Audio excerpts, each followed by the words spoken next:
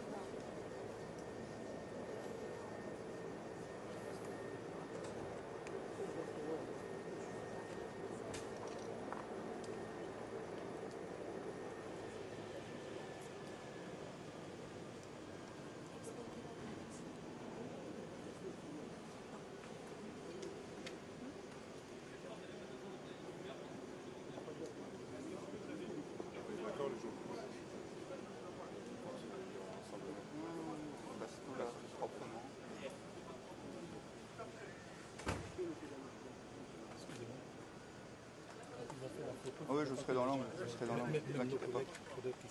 Ah non, non, mais je vous bloque ici. Là, il y aura un potelet, D'accord.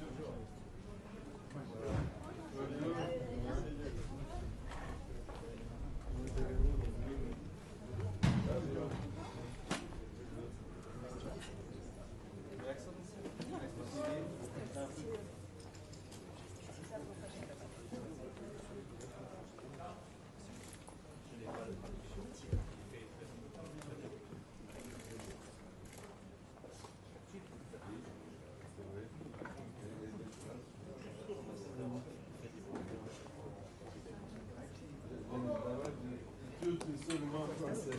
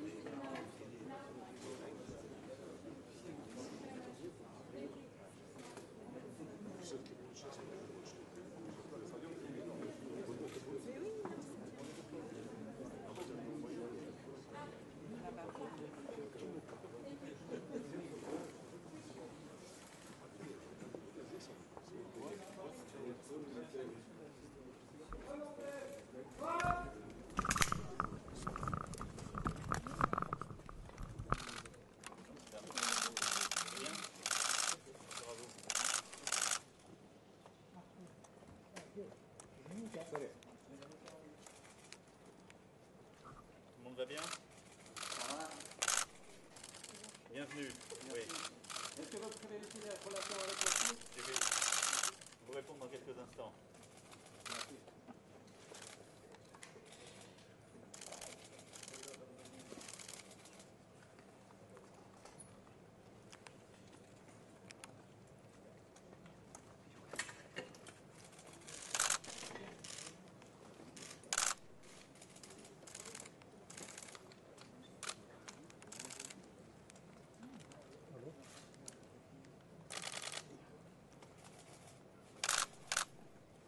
Bienvenue, Valérie.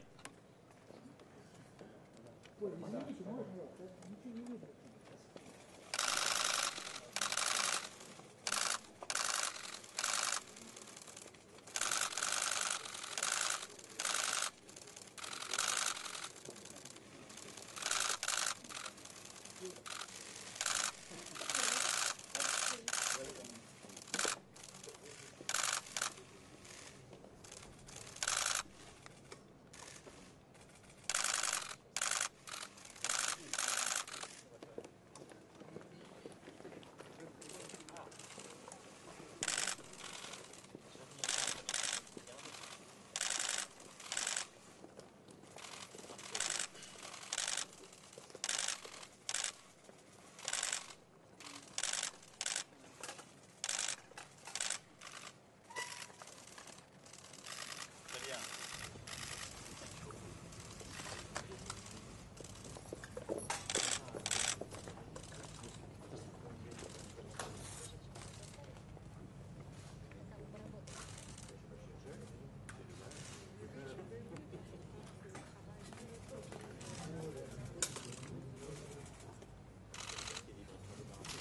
Quelques heures, c'est toi qui m'inspire.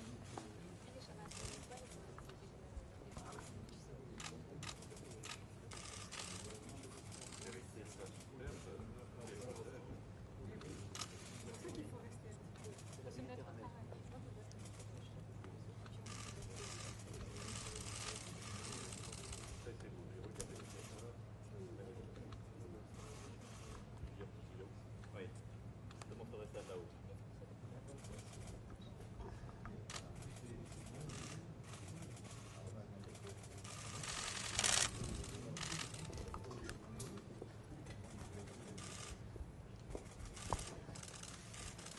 Parfait. Merci beaucoup.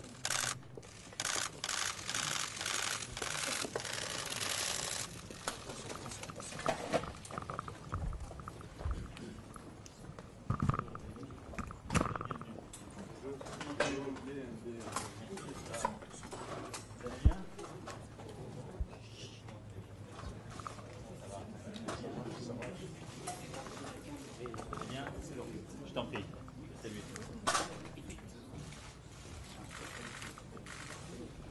Tout va bien? Tu as là. Les compteurs sont réglés, normalement. Bien, on va dire, je crois, quelques mots à la presse et répondre à quelques questions avant de travailler et au-delà. C'est bon, ça marche, votre traducteur fonctionne? Et donc, attention à vous. Oui.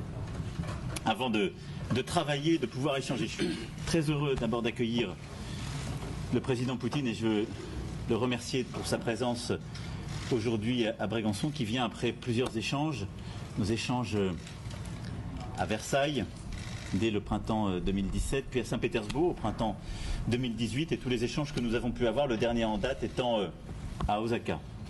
Et je suis très heureux de pouvoir l'accueillir dans ce lieu ô combien symbolique et sur les rives de cette Méditerranée qui ont toujours beaucoup compté pour la relation entre nos deux pays et pour l'imaginaire russe. Beaucoup de grands artistes, écrivains, peintres ou musiciens d'ailleurs, russes ont séjourné sur ces rives. Et de Nabokov à Tourgueniev, en passant par Stravinsky et plusieurs autres, elles ont su inspirer. Cet échange d'aujourd'hui est pour moi très important parce que nous vivons aujourd'hui un moment profondément historique de notre ordre international. Et donc nous aurons d'abord à parler des crises, qui est un peu l'agenda que nous avons fixé à Osaka. Nous parlerons d'Iran. Je crois que nous sommes attachés l'un et l'autre à une désescalade de la situation en Iran. Nous avons beaucoup œuvré depuis plusieurs semaines pour justement éviter tout embrasement, fait des propositions multiples. J'ai multiplié les échanges avec le président Trump, le président Rouhani et plusieurs autres. Et nous sommes attachés évidemment d'une part au plein respect du traité de 2015, du JCPOA, mais également à avoir un agenda plus large de stabilité et de sécurité dans toute la région. Nous parlerons également de l'Ukraine, évidemment, où les prises de position, les choix qui ont été faits par le président Zelensky, je crois, sont un vrai changement pour la donne, pour la situation. Le président Poutine a eu plusieurs échanges avec lui ces dernières semaines, et je crois que c'est aussi pour nous l'opportunité de revisiter cette situation, de pouvoir échanger et de pouvoir aussi préparer des rendez-vous à venir. Et en lien étroit avec le président Zelensky et la chancelière Merkel, nous aurons à considérer l'opportunité, ce qui est mon souhait, d'un nouveau sommet en format Normandie dans les prochaines semaines, si nous arrivons à configurer les voies d'avancement. Nous aurons également à échanger sur la Syrie, où un gros travail a été fait, là aussi ensemble, depuis plusieurs mois. À Saint-Pétersbourg, à Istanbul, nous avons avancé sur aussi le rapprochement des formats de négociation. Nous avons lancé ensemble des opérations humanitaires. Mais je dois bien le dire, notre préoccupation aujourd'hui est profonde sur la situation qui est vécue à Idlib. Aujourd'hui, la population civile à Idlib vit sous les bombes. Des populations innocentes, en particulier des enfants, sont tués. Je crois qu'il est impérieux, et nous y tenons beaucoup, et nous aurons l'occasion d'en parler, que le cessez-le-feu décidé et acté à Sotchi soit pleinement respecté, car aujourd'hui les attaques menées par le régime conduisent à tuer des innocents et des civils. Et nous aurons à évoquer sur, évidemment, la Syrie également, le calendrier politique, constitutionnel, diplomatique que nous avons mis en place. Nous évoquerons aussi la Libye, où nous avons obtenu durant l'été une trêve, le 10 août dernier, par un gros travail et une mobilisation avec l'ensemble des parties prenantes. Et il nous faut maintenant construire de manière durable la stabilité et rebâtir un ordre en Libye. Et je crois que nous y sommes l'un et l'autre attachés. On aura beaucoup d'autres sujets, mais ces crises seront au cœur de notre discussion parce que la France a préparé le prochain G7, compte tenu de notre présidence, et parce que la Russie a un rôle absolument incontournable sur chacune de ces crises. C'est pourquoi je souhaitais pouvoir échanger avec le président Poutine sur ces sujets. Au-delà de ça, il y a plusieurs autres sujets internationaux sur lesquels nous allons travailler ensemble. Le sujet, évidemment, des armements et de notre sécurité collective après les décisions importantes qui ont été prises début août sur le traité d'IFNI et avant des échéances qui sont à venir dans les années à venir devant nous. Et je souhaite que nous puissions avoir là aussi des échanges extrêmement directs et détaillés. Je souhaitais également que nous puissions échanger sur le climat. Je me réjouis de la décision de ratification des accords de Paris qui a été prise par la Russie, qui est un point extrêmement important dans le combat que nous menons en matière climatique et qui est, je crois, un geste diplomatique et de conviction très important de la part de la Russie en soutien de l'agenda de Paris. Je veux aussi avoir un mot de soutien après les incendies terribles qui se sont produits cet été en Sibérie et qui ont mobilisé le président. Mais de l'Arctique à la situation du permafrost et à cet agenda climatique, là aussi je souhaite que nous puissions avancer. Et c'est pour moi au cœur de cette recomposition que nous avons à faire. Parce que je le disais, notre ordre international vit un moment absolument historique. Le multilatéralisme est attaqué et nous avons à penser, à construire une recomposition de cet ordre international. C'est ma conviction profonde. C'est-à-dire à réinventer de nouvelles formes de relations et d'actions utiles. Ce sera au cœur des discussions du G7, au cœur de notre discussion aujourd'hui. Et dans ce cadre, la relation de la France et de la Russie et de l'Union européenne est absolument déterminante. Je l'ai dit à plusieurs reprises. Je sais tout ce qui a pu nous séparer, les malentendus des dernières décennies. Je sais aussi les débats qu'il y a sur la relation avec l'Occident.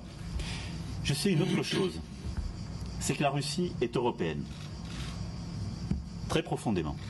Et nous croyons dans cette Europe qui va de Lisbonne à Vladivostok. Un grand auteur russe, Dostoïevski, dans l'adolescent, disait, je le cite imparfaitement et donc de mémoire, que le russe avait cela de particulier par rapport à l'allemand, au français ou autre, c'est qu'il était le plus russe quand il était le plus européen. Et en quelque sorte, son nationalisme était toujours plus grand que lui-même et devait embrasser le fait européen. Et je crois très profondément à cela.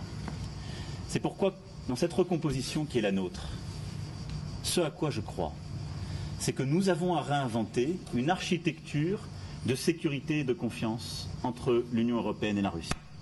Et la France y a un rôle, elle y jouera tout son rôle, qui est de définir les nouvelles menaces telles que nous les voyons et les partageons, qu'elles soient d'ailleurs dans les armements, le nucléaire, le cyber, de définir un agenda commun et de réussir à construire des méthodes d'action de désescalade et de sécurité commune, compte tenu de notre voisinage. Ce que je crois aussi, c'est que parce qu'elle est européenne, la Russie a toute sa place dans l'Europe des valeurs à laquelle nous croyons. C'est pourquoi la France, et je l'assume, s'est embattue pour qu'on trouve une solution utile, pertinente, au sein du Conseil de l'Europe. Et c'est sous la présidence française du Conseil des ministres du Conseil de l'Europe que nous avons trouvé une solution qui permet à la Russie de retrouver sa place. Et c'est d'ailleurs au nom de cette place que nous avons pu appeler cet été à ce que la liberté de manifester, la liberté d'expression, la liberté d'opinion, la liberté de se présenter à des élections dans le cadre de tout pays au sein de ce Conseil soit pleinement aussi respectée en Russie. Parce que je crois à cette Russie européenne, parce que je crois à une souveraineté européenne, c'est-à-dire à une Europe plus forte et qui donc doit se réinventer dans ce dialogue. Et c'est pourquoi j'attache la plus grande importance à la présence du président Poutine aujourd'hui à Brégançon. Et c'est pourquoi les heures que nous allons passer ensemble, après toutes celles que nous avons eues et les échanges stratégiques que nous avons partagés, sont à mes yeux décisifs. Merci Monsieur le Président, cher Vladimir, d'être aujourd'hui à Brégançon, d'avoir pris ce temps, d'avoir pris la peine. Je suis très heureux que nous puissions ainsi échanger. De ma part, je voudrais remercier le président de la République française pour cette invitation à cette résidence, un très bel endroit, à vol d'oiseau. À partir des hélicoptères, nous avons pu admirer en fait la beauté de ce petit coin de la France. Monsieur Macron a eu la gentillesse de mettre dans l'ombre l'ensemble de notre délégation, tandis que toute la délégation française est au soleil, donc je vais essayer d'être très bref. Mais certaines choses, je vais quand même les répéter. Bien sûr, nous allons accorder une attention digne, nécessaire, tout le temps qui en revient pour parler de notre agenda bilatéral. À cet égard, je tiens à noter que grâce à l'initiative du président français, en outre des axes traditionnels de notre coopération, nous avons aussi le dialogue des sociétés civiles qui se développe très activement. Pour ce qui est de nos contacts économiques et commerciaux, ces derniers temps, ils affichent une croissance tout aussi bien que le volume de nos échanges, malgré le fait que sur les 6 derniers mois, il y a une petite baisse. Mais il arrive quand même à son équilibre, ce qui est une chose plutôt positive. Le volume total des investissements des sociétés russes dans l'économie française s'élève à 3 milliards de dollars et les investissements français s'élèvent à 17 milliards de dollars. Près de 500 entreprises françaises travaillent activement sur le marché russe et j'ai toujours le plaisir de rencontrer les entrepreneurs, les businessmen français. Nous le faisons de façon régulière. Il y a quelques mois, il y a eu une rencontre de ce genre à Moscou. En ce qui concerne l'agenda international, je crois, j'espère que nous pourrons évoquer les questions de la sécurité internationale. Et Monsieur le Président a évoqué plusieurs problèmes qui existent dans ce domaine. Ce n'est pas la Russie qui s'est retirée de manière unilatérale du traité FNI. Ce ne sont pas nous qui se sont retirés du traité sur la défense antimissile. Et maintenant, il y a la question de reconduire le traité START 3. Pour l'instant, nous ne voyons pas non plus aucune initiative de la part de nos partenaires américains, bien que nos propositions sont déjà sur la table. Nous sommes aussi préoccupés par la question du destin du TICE, aussi le problème de la militarisation de l'espace extraterrestre. J'espère pouvoir vraiment détailler nos points de vue sur cette question. J'aimerais bien savoir la position de la France sur toutes ces questions d'intérêt majeur, y compris, comme j'ai dit, la militarisation de l'espace. En ce qui concerne les forces nucléaires de portée moyenne et de la plus petite portée, je l'ai dit déjà en France, nous nous engageons de façon unilatérale. Si de tels systèmes de frappe sont produits par les États-Unis, nous allons aussi les produire, mais nous n'allons pas les déployer dans les régions du monde concernées avant que des systèmes américains n'y soient pas déployés. Malheureusement, pour l'instant, nous n'avons pas eu la réaction à cette déclaration qu'on a faite à plusieurs reprises publiquement. Quoique, j'espère que les Européens comprennent quand même toute la valeur de cet engagement. Donc, on espère avoir une réaction. Ensuite, nous allons bien sûr parler des conflits régionaux. On va parler de la région est-sud-est de l'Ukraine. Nous allons parler du Donbass. Je vais informer Monsieur le Président de mes derniers contacts avec le nouveau président ukrainien. Il y a des choses qui sont dignes de discussion et qui provoquent un optimisme, un certain optimisme, disons. On va parler de la Syrie. Avant que les accords ont été signés à Sochi, qui venait d'être évoqué par Monsieur le Président, sur la démilitarisation d'une partie de la zone d'Idlib. À l'époque, 50% du territoire ont été contrôlés par les terroristes. Maintenant, c'est 90%. Il y a des raids réguliers qui viennent de cette zone-là et il y a aussi des transferts des combattants terroristes qui s'opèrent à partir de cette région dans d'autres régions du monde. Et c'est quelque chose qui est très dangereux. Il y a eu plusieurs tentatives d'attaquer notre base aérienne de Khmeimim, justement aussi à partir de la zone d'Idlib. C'est pour ça que nous appuyons bien sûr les efforts de l'armée syrienne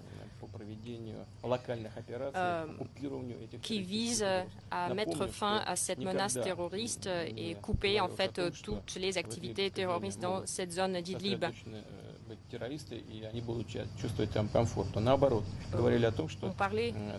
On disait toujours que le travail contre les terroristes dans cette zone sera poursuivi jusqu'à sa fin.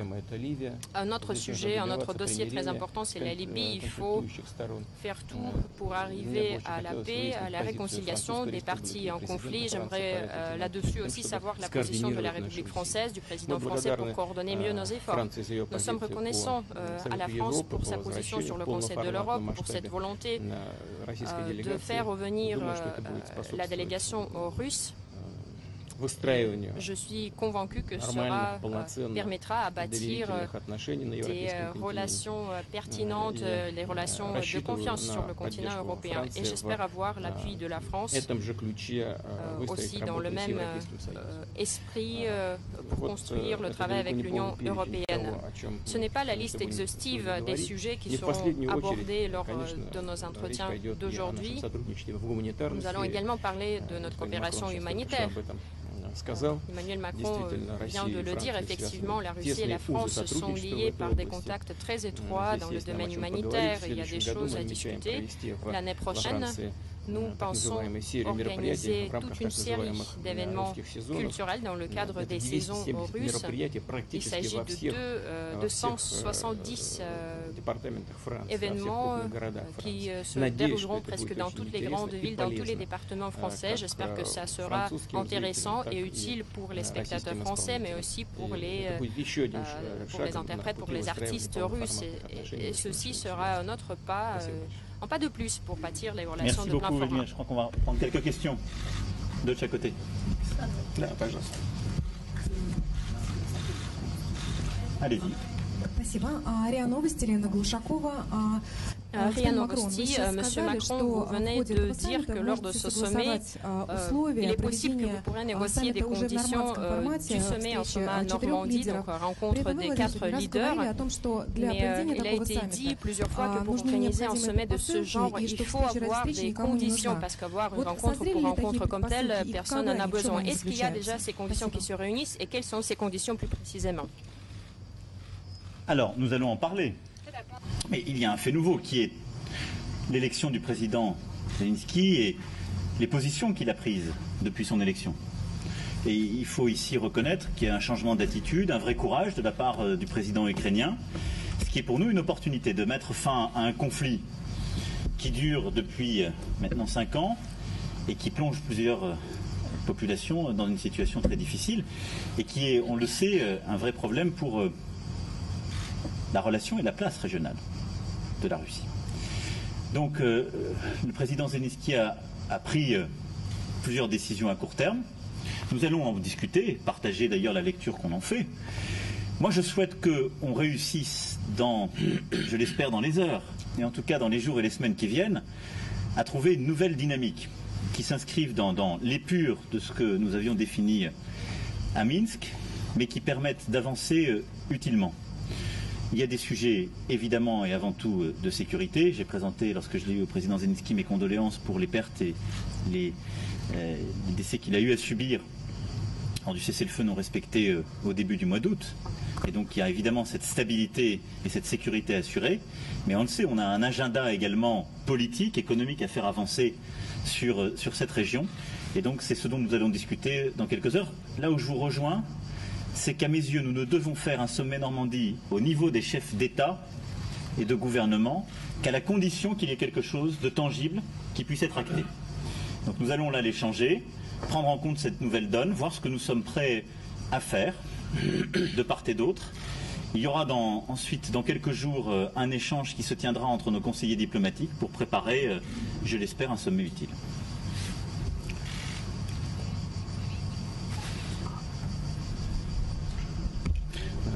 Что касается нормандского формата, я действительно считал и сейчас считаю, что, конечно, любая встреча, в том числе и встреча в нормандском формате, должна приводить к конкретным результатам. И, на мой взгляд, нужно добиваться того, о чем мы договаривались раньше.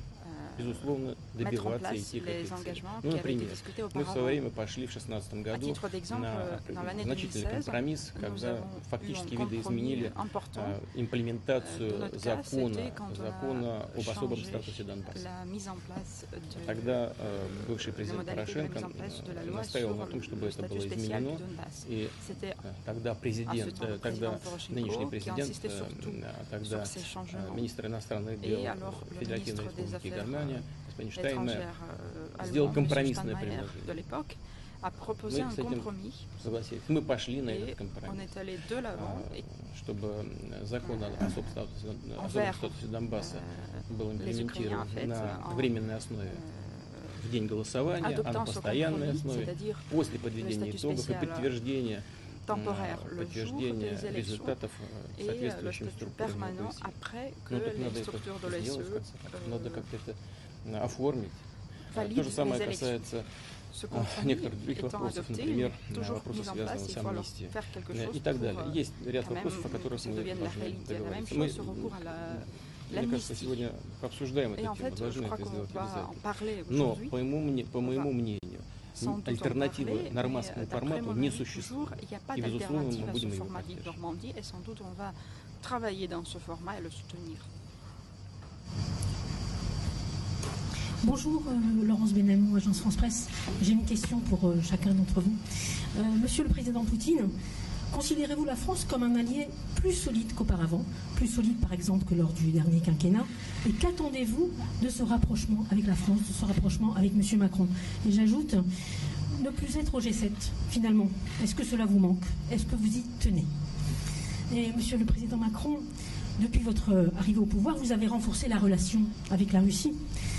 Alors même pourtant que le président Poutine se pose plus que jamais en adversaire, en concurrent des démocraties libérales qui jugent dépassées. Il soutient toujours autant les séparatistes pro-russes dans le Donbass où le conflit s'enlise. L'aviation russe, alliée de Damas, bombarde la région d'Idleb en Syrie, là justement où la France souhaite que le conflit cesse. Et Moscou ne semble guère peser sur l'Iran pour qu'il respecte ses obligations du JCPOA. Alors quels avantages la France et l'Europe ont-ils retirés de votre position? Merci. Что касается значения Франции для России. Франция исторически один из наших ключевых партнеров в Европе. Вместе с Францией мы вышли победителями против борьбы против нацизма во Второй мировой войне. И я благодарен президенту, что он принял наше приглашение приехать на следующий год, 9 мая, на торжественные мероприятия. Но, безусловно, отношения с Францией имеют более глубокие исторические корни. Франция постоянный член Совета Безопасности, ядерные державы, и принимает играет существенную роль в принятии решений в сфере международной безопасности. Я полагаю, что и взаимоотношения России с Евросоюзом также в значительной степени. Конечно, мы понимаем, знаем процедуру принятия решения в Евросоюзе, но поддержка Франции по ряду вопросов, в том числе, скажем, упомянутому мною вопросу, связанному с возвращением России в Совет Европы, позиция Франции сыграла существенную, если не ключевую роль. Так что дополнительных, мне кажется, комментариев и доказательств того, что мы относимся к сотрудничеству с Францией самым серьезным образом, не следует приводить. Я уже не говорю об экономической составляющей. Я упомянул, хочу повторить еще раз, 500 компаний из Франции работает на российском рынке. И уверяю вас, что это в значительной степени обеспечивает большое количество рабочих мест в самой Франции, потому что французские предприниматели поставляют большое количество товаров на российский рынок. Мы поддерживаем деловую активность во Франции. Могли бы сделать еще больше в этом направлении, если нормализация отношений между Россией и Евросоюзом будет полной.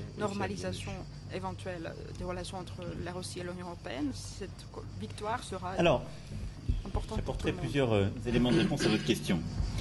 La première, d'abord, nous avons des résultats. Il y a des choses qui avancent. Ça n'enlève pas les désaccords, vous en avez rappelé certains, ou des sujets qui nous préoccupent, et je les ai évoqués dans mon propos liminaire. Mais des sujets avancent. Sur la Syrie, j'ai moi-même exprimé notre inquiétude sur Idlib, et nous allons en parler plus en détail.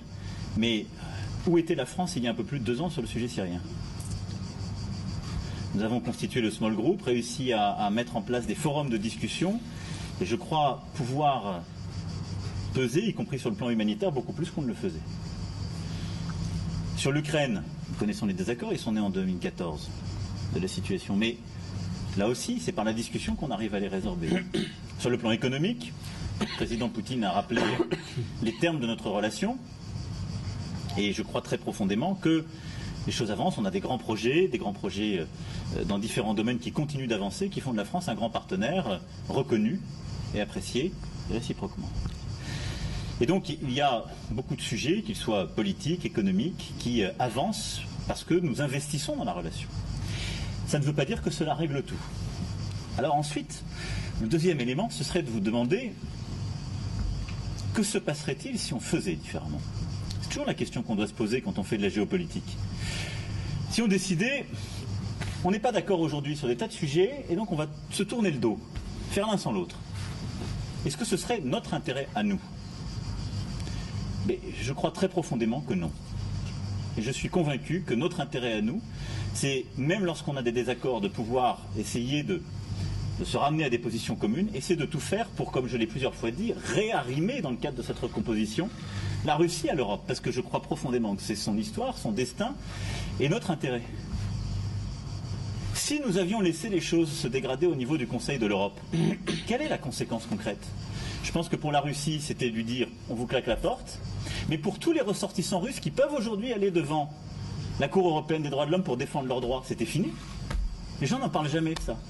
Si on avait dit vous n'avez plus votre place au sein du Conseil de l'Europe, ceux qui croient dans ces valeurs européennes auraient décidé de fait de moins bien protéger pour ces valeurs les ressortissants russes. Et donc, tous ceux qui disent ça ne sert à rien, tout ça n'a pas d'impact, mésestiment le fait que si nous laissons les choses aller dans cette direction, de fait, nous décidons de pousser cette grande puissance qu'est la Russie, soit dans l'isolement, soit dans un dialogue privilégié qui se jouerait alors avec la Chine, soit dans une nouvelle géopolitique qui ne serait pas notre intérêt, qui le serait encore moins. Et nous sommes deux membres permanents du Conseil de sécurité, deux puissances dotées.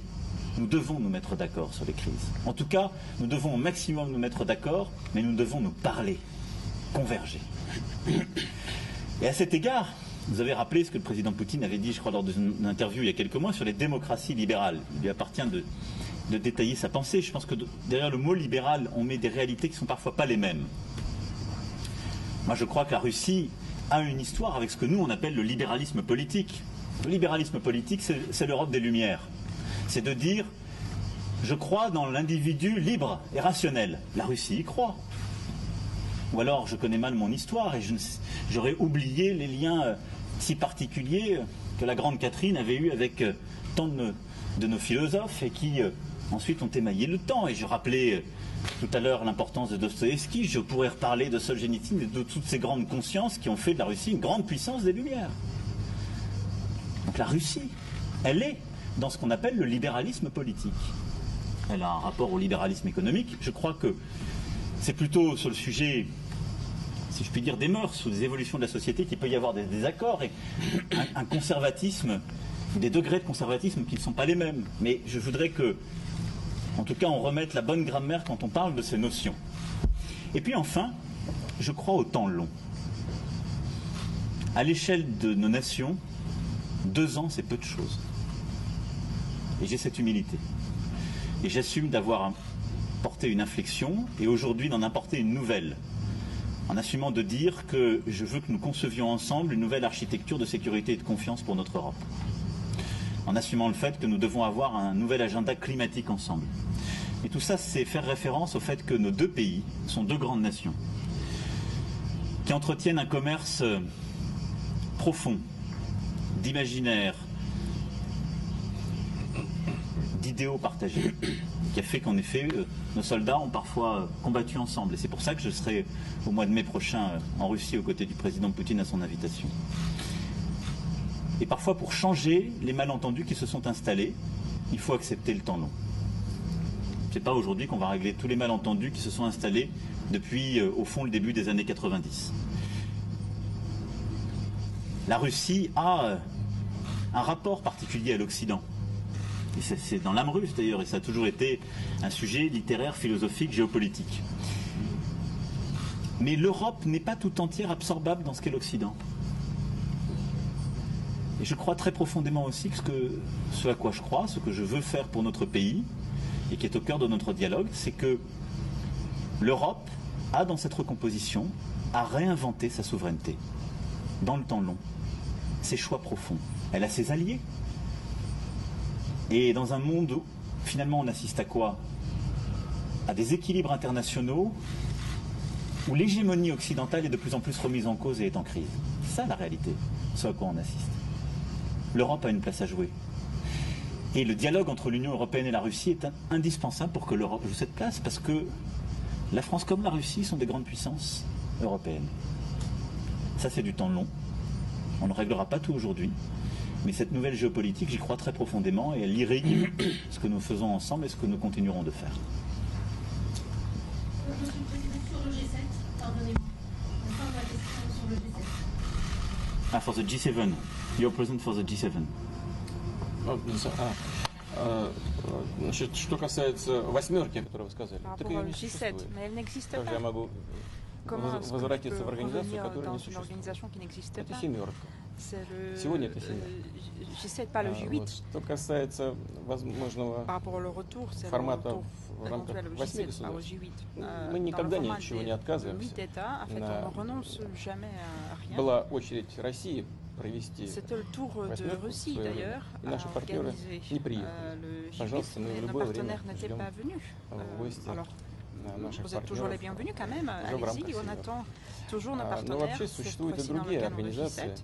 Mais en fait, il y a международные, d'autres organisations которые internationales qui existent, играют заметную, et qui jouent существенную un роль rôle в международных делах. important Ну, например, dans 20. les affaires internationales, notamment И le G20. там такие Et крупные là, il y a сегодня, на сегодняшний день, d'États экономические importants, игроки, как Китайская des Народная acteurs Республика économiques très представлена, importants как aujourd'hui, comme la Индийская Chine, Республика, l'Inde. Индия. Вот, многие другие, ну, Il y a 20 beaucoup стран, вы их d'autres все États, en хорошо fait, il y a знаете. 20 États, vous les connaissez sans doute Это par cœur, почти 90% мировой et экономики. qui représentent quand même plus de 90% de l'économie В этой mondiale. связи, конечно, вот такие cet более égard, полноформатные Je peux dire que площадки, они, des конечно, сегодня, это платформы очевидно, объективные вещи plein играют, format, играют comme заметную, celles-ci, sont beaucoup plus существенную роль. И importants мы там работаем активно. dans la Мы также donne активно работаем в некоторых qui se joue sur региональных l'échiquier организациях, international. Et on таких est как là très Шанхайская actifs. организация On est aussi сотрудничества, как actifs БРИКС, в которые sur les входят plateformes régionales, известное comme количество стран, l'Organisation de Россия, coopération de Индия, Китай, Shanghai, comme Южная BRICS, Африка, Бразилия. qui regroupe la Russie, l'Inde, la Chine, l'Afrique Повторяю du Sud еще et le раз, Brésil. вообще Mais je répète любые une fois de plus контакты que, с en нашими fait, on партнерами favorise в tous les любом contacts формате, они avec всегда nos полезны. partenaires Мы ничего не sous tout исключим. format. On ne renonce jamais à rien. Да, кстати говоря, по поводу Et d'ailleurs, вот той темы, о которой par rapport à ce sujet господин президент упомянул, Monsieur le это Président a совместная mentionné, работа в области c'est le борьбы с travail изменениями qu'on met en commun dans климата. le cadre de l'agenda Но это climatique, существенная c'est вещь. quand même une Ведь chose très importante. Россия с самых первых En fait, шагов la Russie, depuis присоединилась к Le vrai инициативам début de президента Франции. l'exploitation de ce sujet, c'est Et d'adhérer à поддержала Парижское l'initiative du président соглашение по климату. français et И мы взяли на себя очень серьезные обязательства. l'accord В climatique ближайшие несколько лет parisien выйти et на a pris des engagements qui sont très importants, на et qui sont d'ailleurs les nôtres 70% maintenant, c'est-à-dire от 75% от выбросов 90-го года, а потом 75% к 30-му году. Это серьезные обязательства. Это потребует существенной реконструкции вообще всей российской экономики. Мы приняли внутригосударственные программы на этот счет, выделили колоссальный ресурс. И это тоже очень серьезный вопрос для нас. Господин президент упоминал уже события, скажем, в Сибири. Я говорил об этом еще, когда мы в Осаке расставались. Ну, сейчас вот просто рекордные изменения температуры в Арктике наблюдаются. Никогда такого не было. Это очень серьезный вопрос. Здесь мы должны согласовывать наши усилия без согласования усилий. Без согласования усилий. Мы это прекрасно все тоже знаем. Результат неэффективный не будет. Мы готовы к такой совместной работе. Faisant cavalier seul, on ne va jamais avoir de résultats. Et nous, on est prêts à travailler Простов, ensemble. Первый канал российского телевидения. Господин Макрон сегодня говорил о Европе от Лиссабона до Владивостока. Я думаю, вы согласитесь, что отношения России и Евросоюза находятся сейчас в довольно низкой точке. И как вот этот вопрос с обоим лидером вы оцениваете перспективы того, что со сменой состава Еврокомиссии все-таки отношения России и Евросоюза выйдут из такого замороженного состояния? Насколько Франция заинтересована в том, чтобы Россия не только вернулась в парламентскую ассамблею Совета Европы, но и улучшились отношения России и ЕС в целом. Ну а что касается семерки, то все-таки будете ли вы сегодня обсуждать гипотетическое превращение семерки обратно в восьмерку? De ce changement qui va faire de J7 le J8, quel est l'avenir de l'ensemble de nos relations? Что касается перспектив, связанных вот с созданием общей Европы от Лиссабона до Владивостока, то это ведь не наша идея. Еще генерал де Голль высказал эту мысль по существу, когда сказал о Европе от Лиссабона до Урала. Но Россия простирается до Тихого океана, это все пространство европейской культуры. Вот это важно понимать. Но дело не в этом. Дело не в том, что сегодня это кажется невозможным. То, что сегодня кажется невозможным, завтра может стать неизбежным. Мы исходим из этого. И я думаю, что если мы будем об этом думать, будем ставить перед собой такие цели, а они, безусловно, в стратегическом смысле, очень важно и для Европы, если она хочет сохраниться как центр цивилизации, и для России. И если мы будем вместе над этим работать, то рано или поздно, когда-нибудь мы подойдем к решению проблем. В той или другой форме. Это не важно. Важно выбрать с размерно условиями сегодняшнего дня двигаться в правильном направлении. Что касается семерки, восьмерки, я уже сказал. Мы не ставим для себя это как самоцель. Мы не отказываемся от этих контактов. Par rapport à votre question, les relations ont une réalité malgré le contexte des sanctions, et ça a été rappelé par le président Poutine lui-même, puisqu'il y a des échanges dans beaucoup de domaines, et que nous les avons d'ailleurs renforcés sur le plan économique comme culturel. Néanmoins, en effet, aujourd'hui, la relation entre la Russie et l'Union européenne, elle a un irritant, si je puis dire, une situation de conflit, de désaccord qui est l'Ukraine, depuis 2014, et qui est un problème que nous devons régler, et qui est aussi la clé du passage du format G8 en format G7. Nous en connaissons tous la cause. Et c'est pourquoi il nous faut maintenir notre pression et notre énergie commune pour régler ce sujet. On l'a évoqué tout à l'heure, et c'était l'objet de la première question de votre confrère. Et je crois que c'est l'intérêt de tous de trouver une issue. Maintenant, le dialogue qui est le nôtre, et ce que nous sommes en train de faire, montre que sans rien renoncer ou effacer des désaccords, on peut essayer de composer des choses nouvelles. Et il est clair que le retour au G8, comme le retour à une relation pleinement normalisée avec l'Union européenne, suppose de régler le sujet ukrainien. C'est une condition préalable. Mais que notre responsabilité, c'est aussi de penser la géopolitique contemporaine au regard de la recomposition que j'évoquais, des nouvelles crises, du jeu des acteurs. Et donc de savoir aussi nous projeter au-delà des désaccords du moment, des situations de crise que nous avons identifiées pour essayer de les régler, mais inventer une architecture nouvelle. C'est ce que nous sommes aussi en train d'essayer de faire. Donc la question du G8, elle dépend de la crise ukrainienne, de manière très simple. Mais de l'autre côté, je souhaite aussi que dans le cadre de cette recomposition, de ce nouvel agenda que je souhaite qu'on puisse lancer ensemble, d'une architecture de sécurité et de confiance, on puisse lever beaucoup des malentendus qui se sont installés entre parfois l'Union européenne et la Russie depuis plusieurs décennies. Il y en a beaucoup. Et donc c'est à nous d'agir et de construire aussi de nouveaux formats. Il nous faut être innovants. On n'est pas obligé de vivre forcément avec les formats et les grammaires d'un monde qui a changé et qui est en train de changer de manière encore accélérée. Je crois que c'est notre responsabilité d'aujourd'hui. Donc il faut s'inspirer de ce qui est parfois notre histoire lointaine, de ce que certains de nos prédécesseurs avaient pu concevoir, et la réinventer. Donc voilà pour le G8, pour le dialogue qui est le nôtre, et la relation Union européenne-Russie, dont je souhaite qu'elle, dans les prochaines années, par nos efforts conjoints, qu'elle puisse pas simplement se normaliser, mais être profondément réinventée. On va prendre une toute dernière question, je crois. Elisa Bertholomé pour BFM TV. Une question qui s'adresse à vous deux, messieurs les présidents. Des vagues d'arrestations d'opposants ont eu lieu ces dernières semaines en marge de manifestations pacifistes à Moscou. Hier encore, à peine sorti de prison, un militant a été arrêté. Monsieur Poutine, comment l'expliquez-vous? Monsieur Macron, qu'en pensez-vous? Et puis une question subsidiaire, un accident nucléaire a eu lieu la semaine dernière sur la plateforme militaire de Nonoxa. On évoque des prélèvements radioactifs élevés dans les villes alentours. Sur quoi travaillaient les chercheurs? Quels sont ces nouveaux armements qui étaient testés? Et quel est le risque réel de contamination? Merci.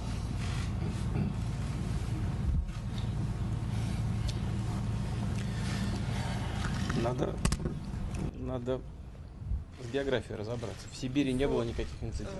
Bien placer les choses en termes de géographie. Il n'y avait pas d'incident en Sibérie. Vous voulez dire dans la mer du Nord?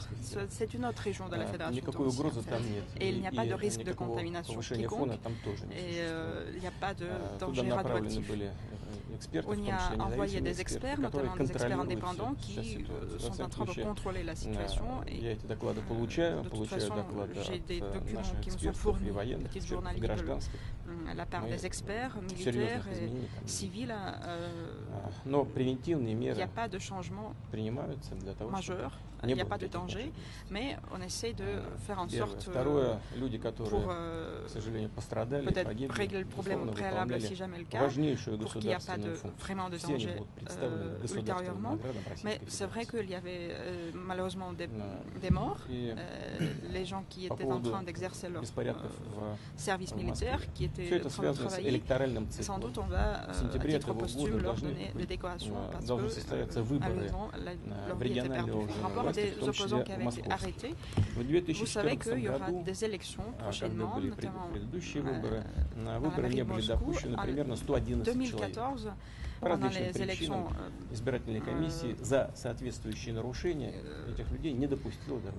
de 2014, il y avait 114 personnes qui n'avaient pas été acceptées par la commission électorale. Cette fois, il y a 57 personnes qui ne sont pas acceptées parce qu'ils ont commis des violations évidentes pendant cette campagne électorale. Ils ont falsifié des signatures, d'après les experts toujours, de la commission électorale. Существует законный способ разрешения споров. Это судебный процедуры. И есть прецеденты, когда обратившиеся в суд незарегистрированные кандидаты отстояли свое право избираться. Se présenter devant la cour, de saisir la cour. Et il y a même des précédents quand les candidats auxquels on a refusé l'opportunité de se présenter pendant les élections, par le décret de la cour, avaient été adoptés, avaient été acceptés et ont participé à des élections. Alors c'est toujours possible pour les personnes qui organisent des manifestations. Par rapport à des manifs d'ailleurs, en conformité avec la loi, on a toujours le droit à sortir dans les rues de manière paisible et les autorités doivent organiser, assister à l'organisation de ces manifestations. Mais personne, ni les autorités, ni les manifestations n'ont pas le droit de violer cette manière pacifique, de commencer des должны быть привлечены к ответственности в соответствии с этим самым российским законом. Ну, как мы знаем, не только в России происходят события подобного рода, в тех неудобно об этом говорить, но вынужден, поскольку вы знаете, но мы все знаем события, связанные с военными желтыми жилетами. Et d'ailleurs, ça ne se passe pas que à Russie. Je suis invité par le président français, je suis mal à l'aise en le disant, mais vous savez tous que pendant les manifs des Gilets jaunes, il y avait plusieurs dizaines de personnes qui avaient été blessées. Il y avait des policiers qui avaient été blessés. Et on ne veut pas du tout que des événements pareils se passent dans la capitale russe, mais on va toujours respecter la loi. Pour ce qui est de la situation, le président a raison aussi de permettre de faire les distinguos qui conviennent entre les situations dans nos pays, parce que partout dans nos pays aujourd'hui, il y a des manifestations, on le voit, qui se tiennent. Ce qui est important, c'est que quand on a contracté souverainement des traités, on les respecte. Et nous avons d'ailleurs, la Russie comme la France, contracté des accords internationaux qui font que nous avons ensemble décidé, avec beaucoup d'autres, que la liberté d'expression, d'opinion, de manifestation, de se présenter librement à des élections soit respectée dans nos démocraties. Et donc c'est pour ça que la France s'est exprimée cet été pour qu'il en soit ainsi, y compris sur la situation à Moscou, parce que beaucoup se sont inquiétés, continuent de s'inquiéter sur leur emprisonnement, leur capacité de participer à des élections de manière libre et la nature des blocages qui sont faits. Le président disait qu'il y a eu des manifestations en France qui ont donné lieu à des violences. D'ailleurs, certains manifestants ont eux-mêmes parfois été blessés gravement. Des policiers ont été blessés gravement. Et évidemment, je suis cela de très près et j'en suis préoccupé. Néanmoins, la France a toujours respecté non seulement sa constitution, ses droits, et ceux du Conseil de l'Europe. Et tous les ressortissants français, d'ailleurs, peuvent faire appellent devant cette Cour européenne des droits de l'homme et leurs droits seront ainsi défendus.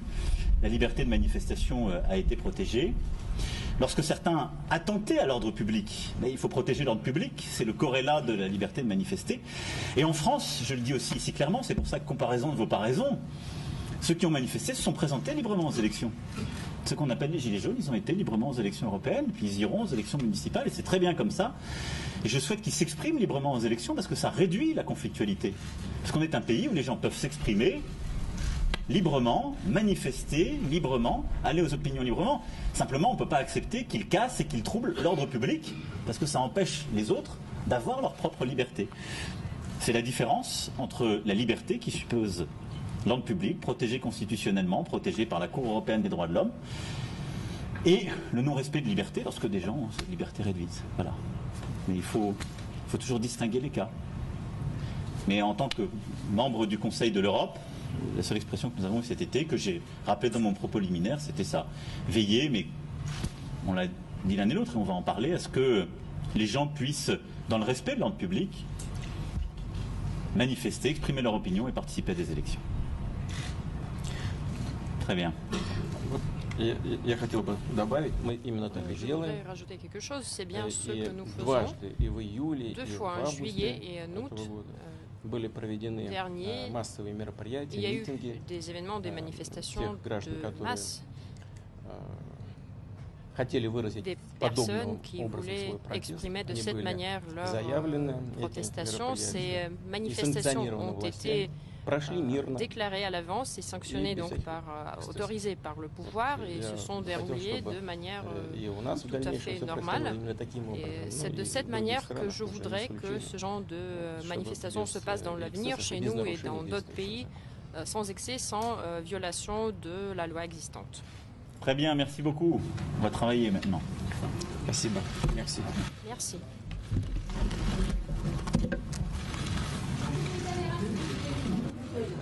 Merci. Merci beaucoup.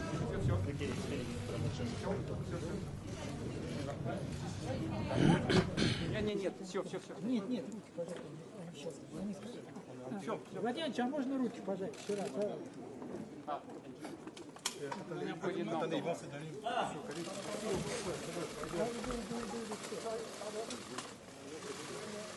Спасибо.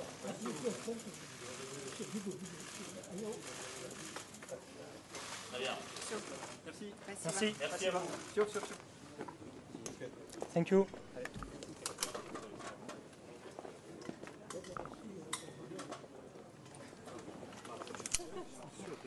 Еще где-то там сумка была. C'est lui. C'est les mondes, grave.